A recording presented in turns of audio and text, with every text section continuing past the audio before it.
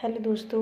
तो आज हम पढ़ेंगे क्लास 12th एनसीईआरटी का फर्स्ट चैप्टर रिप्रोडक्शन बायोलॉजी का। ठीक है, तो हम स्टार्ट करते हैं। इसमें हमें क्या क्या पढ़ना है? Reproduction in organisms, sexual reproduction in flowering plant, human reproduction and reproductive health. ठीक है, तो हम इसके इंपॉर्टेंट पॉइंट्स मैंने लिखे हैं, पूरा चैप्टर नहीं लिखा है, जो की पॉइंट्स है वो मैंने नोट डाउन किए हैं। तो पहला इसमें टॉपिक था, पॉइंट था लाइफ स्पैन। लाइफ स्पैन क्या होता है? जो बर्थ से लेकर नेचुरल डेथ होती है ना, उसका जो टाइम पीरियड होता है उसको हम लाइफ स्पैन कहते हैं। ठीक है, जैसे किसी का बर्थ होता है, जैसे एलिफेंट की जो लाइफ स्पैन होती है वो 60 से 90 ईयर तक होती है। तो जो 90 ईयर में अगर कोई एलिफेंट डेथ हो जाती है तो वो उसका लाइफ स्पैन होता है, जो नेचुरल डेथ होती है। ठीक है, ऐसे नहीं कि अचानक से जैसे कोई बीमारी हो गई या कुछ एक्सीडेंट हो गया उस वजह से किसी की डेथ होती है, वो नेचुरल में नहीं आती है। तो बर्थ से लेकर जो नेचुरल डेथ होती है उसका जो टाइम पीरियड होता है उसको हम लाइफ स्पैन कहते हैं। ये कभी भी किसी भी साइज़ के साथ रिलेशन नहीं होता है, किसी का भी किसी साइज़ के साथ। जैसे अगर एलिफेंट को देखा जाए तो वो बहुत बड़ा होता है साइज़ में, और पैरट को देखा जाए तो वो बहुत ही छोटा होता है। बट एलिफेंट का जो लाइफ स्पैन होता है वो 60 से 90 ईयर तक होता है, और पैरट का जो लाइफ स्पैन होता है वो 140 ईयर होता है। तो साइज़ कोई मैटर नहीं करता इसमें। ठीक है, कि लाइफ स्पैन उसका छोटा होगा कि बड़ा होगा साइज़ में। तो जैसे एलिफेंट का दिया है, ये सब एनसीईआरटी में दे रखा है। एंड ये एलिफेंट का होगा 60 से 90 ईयर, बटरफ्लाई का 1 से लेकर 2 वीक तक होगा लाइफ स्पैन, क्रो का होगा 15 साल, पैरट का होगा 140 साल, क्रोकोडाइल का 60 ईयर, टर्टोइस का 100 से लेकर 150 ईयर, फ्रूट फ्लाई जो होते हैं ड्रैगन फ्लाई वगैरह उनकी 14 डेज होती है, और बनियन ट्री जो होता है वो 200 से लेकर 500 साल तक जीता है। ठीक है, उसके बाद हम नेक्स्ट पॉइंट पढ़ेंगे, no individual is immortal except single cell organisms. ये हमारा एनसीईआरटी में एक पॉइंट दिया है। इमोर्टल मतलब वो अमर होता है। ठीक है, कोई भी इंडिविजुअल अमर नहीं होता है एक्सेप्ट किसको छोड़ के? सिर्फ सिंगल सेल ऑर्गेनिज्म, जैसे अमीबा पैरामीशियम को छोड़ के, क्योंकि वो क्या है, 2 में डिवाइड हो जाता है। कभी कभी वो अपना जो पार्ट होता है वो छोड़ देता है। ठीक है, तो वो उसको छोड़ के बाकी सारे क्या होते हैं? इमोर्टल होते हैं।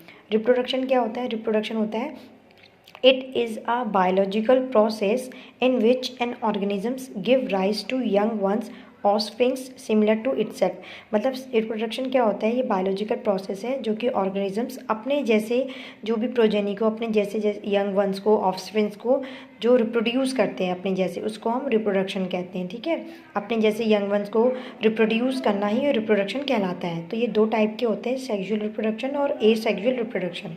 तो अभी हम पढ़ते हैं ए सेक्सुअल रिप्रोडक्शन किससे कहते हैं। तो ए सेक्सुअल रिप्रोडक्शन भी बहुत सारे टाइप्स हैं उसमें। ठीक है, जैसे कि जो ए सेक्सुअल रिप्रोडक्शन होता है उसमें क्या होता है? सिंगल पेरेंट इन्वॉल्व होता है, उसमें एक ही पेरेंट होता है। ऐसे नहीं कि मेल चाहिए फीमेल चाहिए, उसमें बस सिंगल पेरेंट इन्वॉल्व होता है ए सेक्सुअल रिप्रोडक्शन में।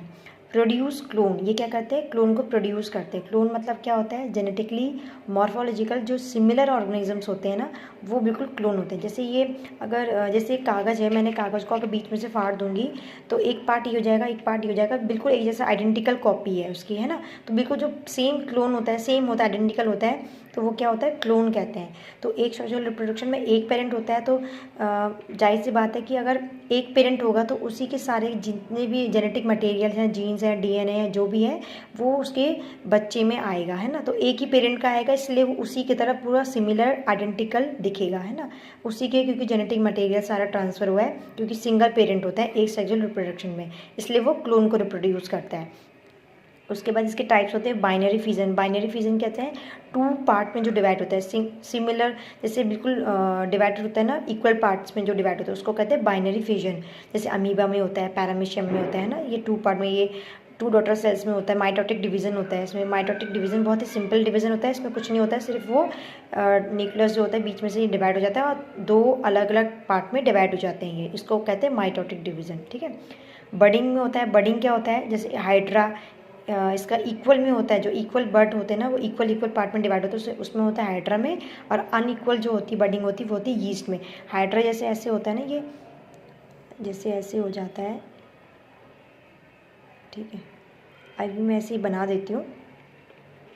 ठीक है, जैसे ये हाइड्रा है, तो जो ये आ रहा है ना इसमें से, ये इसका बडिंग है।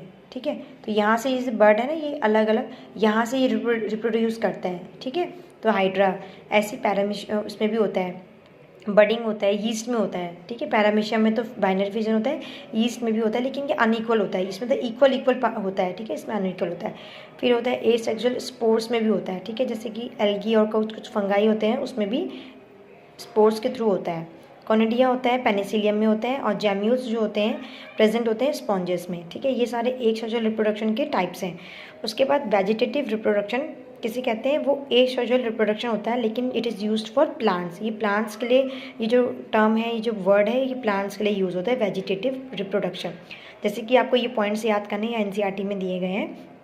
जो राइजोम होता है, जो राइजोम का पार्ट होता है ना जिंजर में और बनाना में, वो उसका रिप्रोडक्टिव पार्ट होता है, रिप्रोडक्टिव ऑर्गन होता है राइजोम में, उसी के थ्रू वो रिप्रोड्यूस करते हैं राइजोम। देखा आपने जिंजर, और जिंजर के नीचे ऐसे रेशे से निकले रहते हैं, वो सब जिंजर राइजोम होते हैं। शक्कर होता है मिंट में, ट्यूबर होता है पोटैटो में, ऑफसेट होता है वाटर हाइकनिथ में या फिर पीसिया में, ठीक है। वाटर हाइकनिथ अभी पढ़ेंगे। एक प्लांट होता है, ठीक है, एक एक्वाटिक प्लांट होता है जो कि क्या करता है, वाटर में से ऑक्सीजन को ड्रेन कर लेता है, वाटर में से ना ऑक्सीजन को ले लेता है, जिसकी वजह से ज़्यादातर फिश जो होती है वो डेथ हो जाती है वाटर में, ठीक है।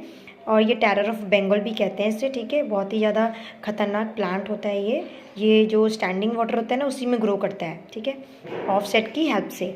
लीफ बड होता है, वो होता है ब्रायोफाइलम में होता है, ठीक है। बल्ब होता है अनियन में होता है, बल्बिल होता है अगेव में होता है। ये आपको याद करने पड़ेंगे, ठीक है, वेजिटेटिव रिप्रोडक्शन के पार्ट्स हैं। उसके बाद वाटर हाइकनिथ के बारे में पता, टेरर ऑफ बंगाल होता है, grow in standing water, aquatic plant होता है। It drains oxygen from the water which can क्या करता है, डेथ ऑफ फिशेस, ठीक है। बाकी फिर पढ़ते हैं अनयूजुअल फ्लावरिंग प्लांट। ये भी हमारा एनसीईआरटी के बुक में दिया गया है। जैसे कि बैम्बू जो होता है वो फ्लावर्स आफ्टर 50 से 100 ईयर, 50 से 100 साल के बाद ही जो बैम्बू का ट्री होता है वो फ्लावर देता है। Produce large number of flowers and die. जब वो बहुत सारे नंबर्स में फ्लावर्स को प्रोड्यूस करता है उसके बाद वो मर जाता है, ठीक है। एक आपको दिया है स्ट्रोबिलंथस कुंथियाना, ठीक है, ये भी एक दिया है ट्री, इसको नील कुरंजी कहते हैं, इसको भी एनसीईआरटी में दिया है। ये करता है, जो फ्लावर देता है वो एक ही बार देता है 12 साल में, कुल एक बार, ठीक है। ये हिली एरियाज़ में होते हैं, केरला के जो हिली एरियाज़ हैं, कर्नाटका, तमिलनाडु, वहाँ पे ये ट्री पाया जाता है। उसके बाद सेक्सुअल रिप्रोडक्शन क्या होता है, इसमें 3 फेजेस होते हैं, ठीक है।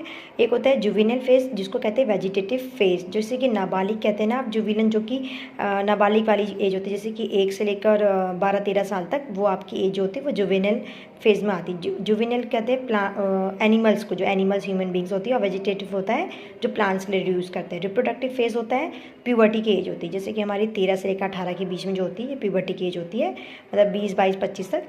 उसके बाद आती है हमारी जो ओल्ड एज आती है, ये हमारी 3rd एज होती है, ठीक है। उसके बाद आता है रिप्रोडक्टिव साइकिल्स कितनी होती है, 2 टाइप की रिप्रोडक्टिव साइकिल्स होती है, एक होती है ऑस्ट्रेस साइकिल्स और एक होती है मेंस्ट्रुअल साइकिल। जो ऑस्ट्रेस साइकिल्स होती है वो नॉन पिरामिड्स में होती है, जैसे डॉग, रैट, कैट, ठीक है। और मेंस्ट्रुअल साइकिल्स होती है पिरामिड्स में होती है, जैसे कि मंकी, ह्यूमन, एप्स, चिंपांजी, ये सब होते हैं हमारे मेंस्ट्रुअल साइकिल ह्यूमन बींग्स वगैरह में। उसके बाद इवेंट्स इन सेक्सुअल रिप्रोडक्शन 3 होते हैं इवेंट्स से, क्या, एक होता है प्री फर्टिलाइजेशन, जिसको क्या, प्री फर्टिलाइजेशन जो कि फर्टिलाइजेशन से पहले होता है, फर्टिलाइजेशन जो कि फर्टिलाइजेशन के ड्यूरिंग में होता है, ठीक है। पोस्ट फर्टिलाइजेशन आफ्टर जो होता है फर्टिलाइजेशन के बाद।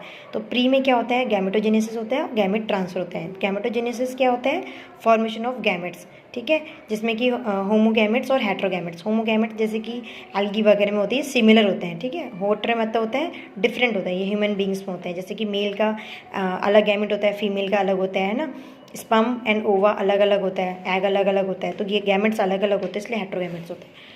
उसके बाद हमने गैमेट ट्रांसफ़र पढ़ते हैं, तो मोस्टली मेल गैमेट जो होते हैं वो मोटाइल होते हैं, मतलब एक से दूसरे मतलब प्लेस में क्या होते हैं, मूव कर सकते हैं, मोटाइल होते हैं, और मोस्टली फीमेल के नहीं होते हैं, ठीक है। लेकिन both gametes are motile in some algae and fungi. Algae and fungi में होते हैं जो कि गैमेट दोनों के, मेल एंड फीमेल के, वो मोटाइल होते हैं, ठीक है। इसके आगे का हम नेक्स्ट वीडियो में पढ़ेंगे, जिसमें हम अपना फर्टिलाइजेशन का और पोस्ट फर्टिलाइजेशन का इवेंट और आगे का टॉपिक पढ़ेंगे। मिलते हैं नेक्स्ट वीडियो में।